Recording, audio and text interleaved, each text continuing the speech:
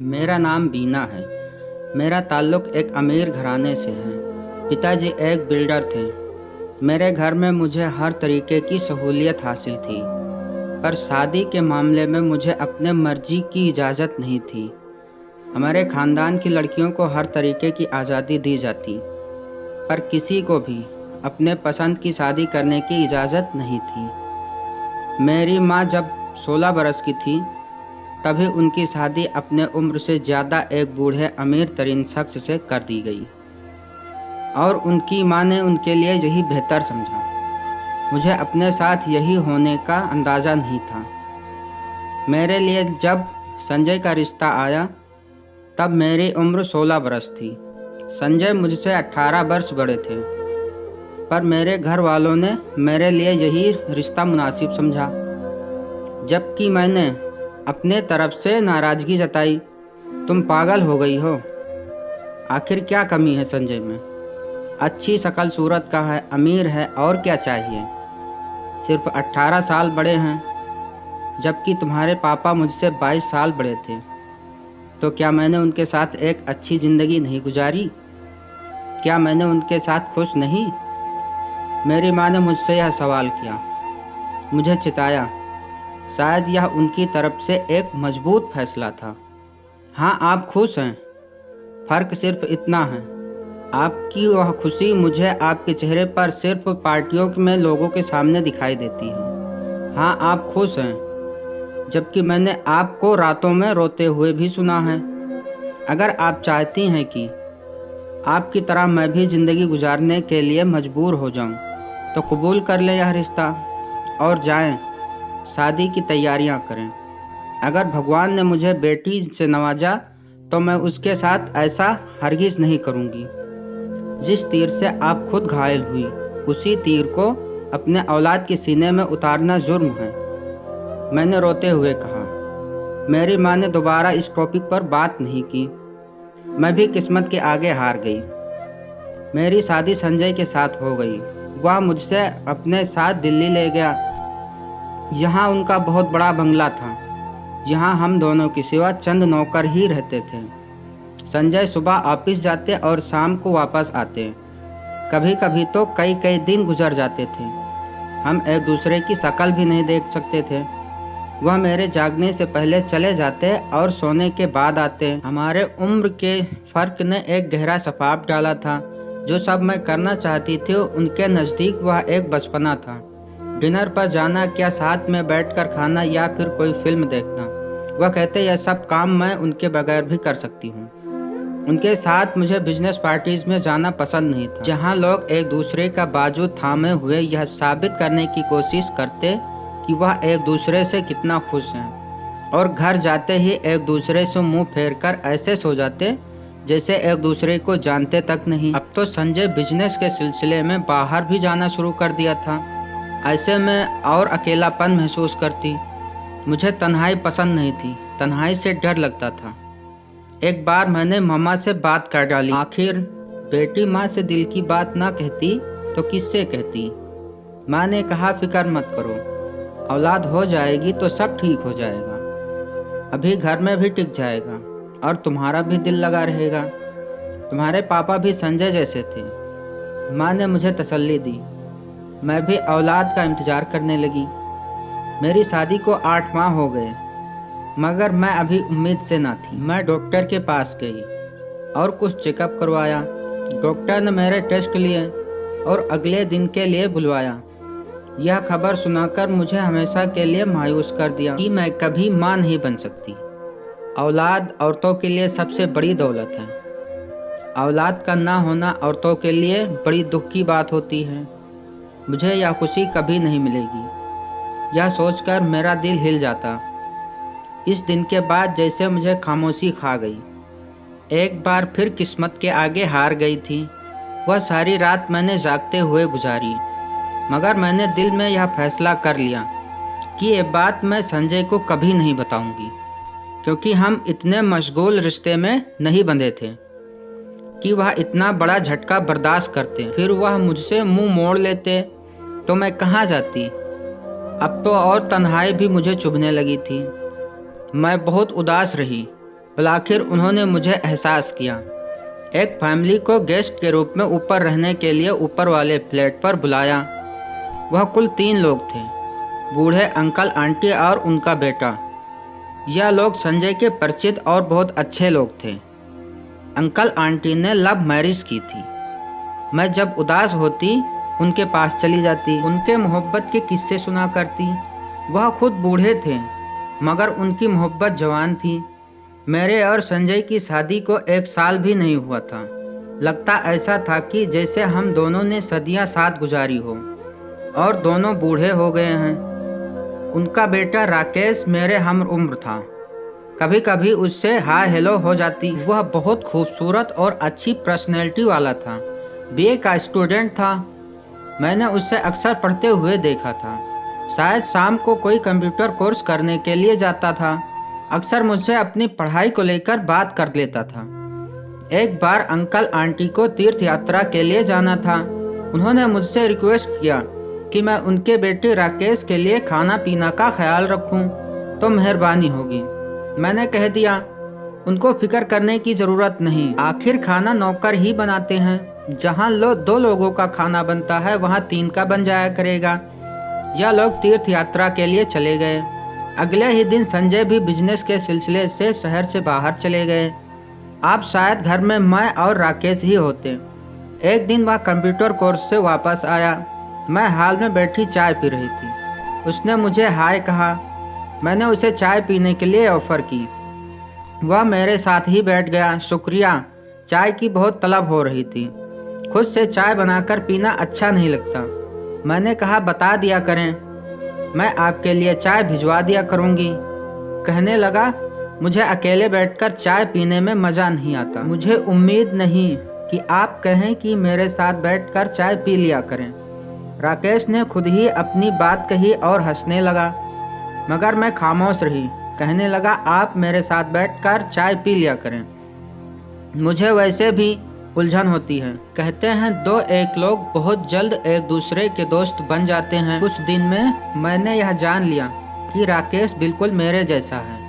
शायद इसलिए कि हमारी उम्र एक जैसी थी। वह बहुत ही हंसमुख किस्म का इंसान था। बात बात पर मजाक करना उसे खूब आता था। हमारी आदतें बिल्कुल मिलती जुलती थी। रोज चाय की टेबल पर खूब बातें करते थे। हमने इस पर भी बात की कि हमारी शादी माँ बाप की ख्वाहिश से हुई। संजय मुझसे बिल्कुल अलग इंसान है। कहने लगा, मैं तो आपको देखते ही समझ गया था कि आप उनसे खुश नहीं हैं। माफ़ कीजिएगा, वह मुझसे तारुफ नहीं करवाते, तो मैं यही समझ रहा था कि आप उनकी बहन या बेटी हैं। यह बात कह के राकेश एकदम से हंस पड़ा। जब उसने देखा कि मैं संजीदा हूँ तो फौरन अपनी मुस्कुराहट को काबू कर लिया। कहने लगा, यह आपका जाती मामला है। मुझे तो सिर्फ इतना पता है कि ये ज़िंदगी गलत फैसले करने के लिए बहुत छोटी है। फिर अपनी पसंद से शादी करना कोई जुर्म तो नहीं। मैं तो हैरान होता हूँ कि लोग ऐसे क्यों जीना पसंद करते हैं। जिस इंसान को वह पसंद नहीं करते, खुद को उसके हवाले कैसे कर देते हैं। मैं माँ बाप को देखता हूँ, वह एक साथ कितने खुश हैं। अगर आज से 25 साल पहले अपने दिल की ना सुनी होती तो आज एक साथ ना होते और खुश भी ना होते। पर वह खुश हैं, उन्होंने स्टैंड लिया। जो लोग स्टैंड नहीं लेते वह बुज़दिल होते हैं। इतने बुज़दिल कि वह अपने लिए लड़ना भी नहीं जानते। राकेश तो चला गया, मगर उसकी बात सारी रात मेरे दिमाग में गूंजती रही। वह इतनी गहरी बात कर गया था कि मैं हैरान थी। अगले दिन मैंने एक फ़ैसला कर लिया। मैंने कहा, मैं राकेश की तरफ अपनी ख्वाहिश बढ़ाऊं।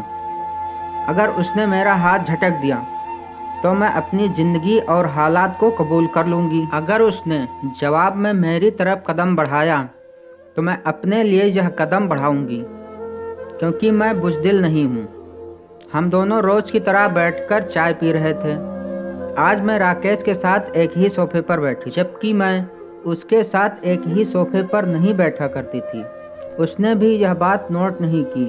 शायद उसके दिल में यह जज्बात नहीं थे जो मेरे दिल में थे। मुझे अपने किए पर शर्मिंदगी हुई। एक दिन मैंने चाय पीते हुए उसको चीनी दान थमाया। मेरा हाथ उसके हाथ से टच हो गया। उसने इस बार भी मुझे नोट नहीं किया, जबकि मैं उसे जानबूझकर अपनी ओर आकर्षित कर रही थी। एक दिन मैं गहरी सोच में बैठी थी और हम दोनों साथ बैठकर चाय पी रहे थे कि अचानक मैंने अपना हाथ राकेश के हाथ पर रख दिया। अगले ही पल वह मुझसे उठकर दूर हो गया। ये क्या कर रही हैं मिसेस संजय? पिछले दिनों से आप क्या करने की कोशिश कर रही हैं? आप होश में तो हैं? आप होश में तो हैं? आप तो मुझे किस किस्म का इंसान समझ लिया। आपको पता है कि आप क्या कर रही हैं? राकेश तुरंत अलग हो गया। मुझे शर्मिंदगी बहुत महसूस हुई। मेरा शर्म से सर झुक गया। फिर अचानक राकेश ने हंसने की आवाज़ आई। मैंने सर उठाकर उसे देखा और बहुत हैरान हुई। उसने मेरी तरफ हाथ बढ़ाया और कहने लगा, मुझे लगा था कि तुम कभी मेरी तरफ नहीं बढ़ोगी। वह इतनी मोहब्बत से बोला कि मेरे आंखों से खुशी के आंसू झलक पड़े। कहते हैं ना कि मोहब्बत अंधी होती है, लेकिन गुनाह सिर्फ अंधा नहीं बल्कि बहरा भी होता है। उसे ना कुछ दिखाई देता है और ना कुछ सुनाई देता है। हमारे साथ भी यही हो रहा था। हम अपने अलावा पूरी दुनिया को भूल चुके थे। रात होते ही मैं नौकरों की नज़र से बचते हुए राकेश के कमरे में जाती। हम बातें करते, हंसते और छुपकर घर से बाहर निकल जाते। मुझे संजय का कोई फिक्र नहीं था। आखिर उन्होंने आज तक मुझे दिया ही क्या था। हम दोनों एक दूसरे से अपनी मोहब्बत का इजहार करके एक दूसरे के हो गए। मैंने फैसला कर लिया कि मुझे राकेश के साथ ही रहना है। हमें बहुत जल्द इस बारे में संजय से बताना था। राकेश से भी बताया कि मुझे अपने मर्जी से जीने का हक है। तुम मेरी मोहब्बत हो, बस तुम्हें मेरा साथ देना होगा। राकेश ने कहा, मैं हमेशा तुम्हारे साथ हूँ। मैंने तुम्हारे लिए एक खूबसूरत तोहफा भी प्लान किया है। कल शाम तुम मेरे घर आना। ठीक आधे घंटे बाद तुम मेरे कमरे में आ जाना। मुझे यकीन है यह तुम्हारी जिंदगी का सबसे बड़ा तोहफा होगा, जिसे तुम कभी भूल नहीं सकोगी। राकेश के बात से मैं बहुत खुश हुई। अगले दिन राकेश घर आया। 1 घंटे बाद मैं उसके कमरे में गई। मैं बहुत अच्छे तरीके से तैयार होकर गई थी। जब मैं अंदर गई तो राकेश टीवी के सामने खड़ा था। मुझे मोहब्बत भरी निगाहों से देख रहा। कहने लगा कि आंखें बंद करो और जब तक मैं ना कहूँ अपनी आंखें मत खोलना। मैंने ऐसा ही किया। शायद राकेश ने टीवी ऑन किया, कोई फिल्म लगाई। उसकी आवाज़ पर मैं चौंक कर आंखें खोलने लगी थी। फ़र्क सिर्फ इतना था कि मेरी मुस्कुराहट उड़ गई थी, जबकि राकेश के चेहरे पर एक अलग ही मुस्कुराहट थी, जिसे देखकर मेरा दिमाग हिलने लगा। मेरे आंखों के आगे अंधेरा छा गया। यह वीडियो थी जो मुझे बर्बाद करने के लिए काफ़ी थी। कहने लगा, कैसा लगा मेरा तोहफा? अरे तुम रो क्यों रही हो? देखो हम एक साथ कितने अच्छे लग रहे हैं। क्या ख्याल है? यह वीडियो तो तूफान है, तूफान जो तुम्हारी ज़िंदगी बर्बाद कर देगा। राकेश, तुमने मेरी वीडियो बनाई, तुम मुझसे मोहब्बत नहीं करते? कहने लगा, मेरी बात तुम ध्यान से सुनो। अगर तुम चाहती हो यह वीडियो तुम्हारे पति को ना दिखाऊं, तो हर माह तुम मुझे मुंह मांगी रकम देना होगा। इसके अलावा तुम अब भी मेरे कमरे में रोज आओगी, जैसे तुम अब तक आ रही हो।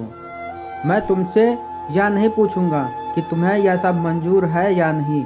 मुझे नहीं लगता कि तुम्हारे पास कोई और रास्ता है। राकेश हंसने लगा, तुमने मुझे धोखा दिया। क्या यह सब झूठ था?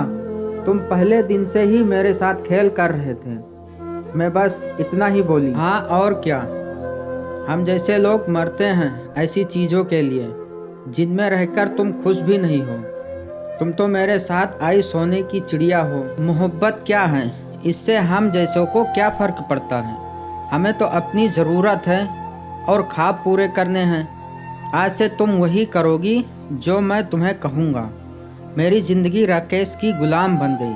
हर माह मुझसे लाखों रुपये लेता और मुझे गुनाह पर भी मजबूर करता। वक्त के साथ मुझे पता चला कि वह राकेश के बूढ़े अंकल आंटी माँ बाप नहीं थे, बल्कि इस काम में उसके बराबर के हिस्सेदार थे। वह कोई बैंक में नौकरी नहीं करता था। जब संजय घर आते तो वह मुझसे ऐसे बात करता जैसे कि जानता ही ना हो। उनके जाते ही वह अपना असली रंग दिखाता। यूं ही 6 माह गुजर गए। मुझे अपने वजूद से नफरत हो गई। इससे बेहतर तो मेरी पहले वाली ज़िंदगी थी। मैं खुद से शर्मिंदा थी। क्या यह सब यूं ही चलते रहना था? कौन था जो यह सब को रोकता? कभी सोचती कि अपनी जान दे दूं, कभी सोचती कि संजय को यह सब सच सच बता दूं। एक बार अपनी माँ को बताने के लिए सोचा, लेकिन मेरी हिम्मत न हो सकी। लेकिन फिर भी मैंने अपने पति को सब कुछ सच बता दिया। मैंने कहा मुझे माफ़ कर दें। मैं बहक गई थी। नफ्स ने मुझे अपना गुलाम बना लिया था। मुझे सिर्फ मोहब्बत चाहिए थी, तवज्जो चाहिए थी, आपका वक्त चाहिए था, जो कभी नहीं मिला। मैंने आपसे एक और झूठ बोला कि मैं कभी माँ नहीं बन सकती। मैंने आपसे यह बात इसलिए छुपाई कि मुझे लगा कि इस बात से आपको कोई फर्क नहीं पड़ेगा। अगर आप मुझे छोड़ देंगे या जो चाहे सजा देंगे, कबूल है। आप मुझे जान से भी मार देंगे तो कोई गम नहीं होगा। मैंने फूट फूट कर रोते हुए अपने जुर्म को कबूल कर लिया। इस दिन मैंने खुद को बहुत छोटा महसूस किया। मैं संजय से नज़र नहीं मिला पा रही थी। वह उठे और मेरी तरफ बढ़े। मैं बहुत घबरा गई, खौफ से कांप रही थी। संजय से नज़र नहीं मिला पा रही थी। कहने लगे, अब तुम इस आदमी के पास नहीं जाओगी, ना ही उससे बातें करोगी। मैं बस सब संभाल लूँगा। मगर यह मत समझना कि मैंने तुम्हें माफ़ कर दिया। तुम्हारा फैसला मैं बाद में कर लूँगा और तुम्हें वह फैसला मानना पड़ेगा। संजय ने इसके सिवा मुझसे कुछ नहीं कहा। अगले दिन संजय घर नहीं आए।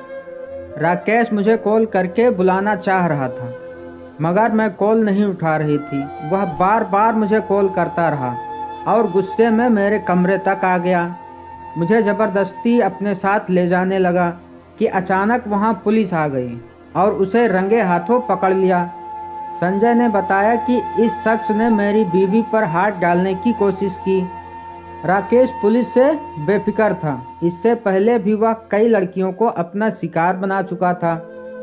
पुलिस ने राकेश और उसके नकली फैमिली को पकड़ लिया। एसएचओ संजय का वाकिफकार था। उसने राकेश से मेरी वीडियो लेकर तलब कर दी और यकीन दिलाया कि इसकी और कोई कॉपी नहीं है। संजय मुझसे बातचीत बंद रखे और एक दिन उन्होंने मेरा सामान पैक कर दिया। मुझे मेरे घर छोड़ने के लिए ले जाने लगे। मेरे पास भी यह हक कहाँ था कि मैं उनसे माफ़ी मांगती। वह मुझे क्यों माफ़ करते? मैं सर झुकाए बैठी हुई थी। मुझसे बहुत बड़ी गलती हुई। गलती नहीं, गुनाह हुआ, पर इसमें मेरी भी गलती थी कि तुम पर तवज्जो नहीं दिया कोई। तुम्हारे पास 6 माह का वक्त है। तुम अपने माँ के पास रहो। मैं उनसे कह दूंगा कि मैं मुल्क से बाहर जा रहा हूँ, इसलिए तुम्हें वहाँ छोड़ रहा हूँ। तुम सोच लो तुम्हें क्या करना है। अगर मेरे साथ रहना है तो सब कुछ भूल कर आ जाना, और नहीं तो बता देना डाइवोर्स पेपर मिल जाएगा। संजय ने सामने देखते हुए कहा। मैंने कहा मैं इस काबिल नहीं हूँ। संजय, खुद को माफ़ करने की कोशिश करो। जब तक तुम खुद को माफ़ नहीं करोगी तब तक तुम्हें कोई माफ़ नहीं करेगा। मेरे पास तुम्हें देने के लिए यह आखिरी मौका है। संजय ने माँ के घर छोड़कर खुद वहाँ से चले गए। 6 माह बाद मैं अपने घर चली आई। तब से लेकर अब तक उस बात का संजय ने कोई जिक्र नहीं किया। मैंने संजय को कितना गलत समझा। वह कितने अच्छे इंसान निकले। नफ्स के रास्ते पर सिर्फ बर्बादी है। सही रिश्ते कैसे भी हों, वह आपके लिए बेहतर होते हैं। मैं अपने पति के साथ बहुत खुश हूँ। यह वीडियो अगर आपको अच्छी लगे तो हमारे चैनल को सब्सक्राइब करो। हम ऐसी वीडियो आपके लिए लाते रहेंगे। धन्यवाद।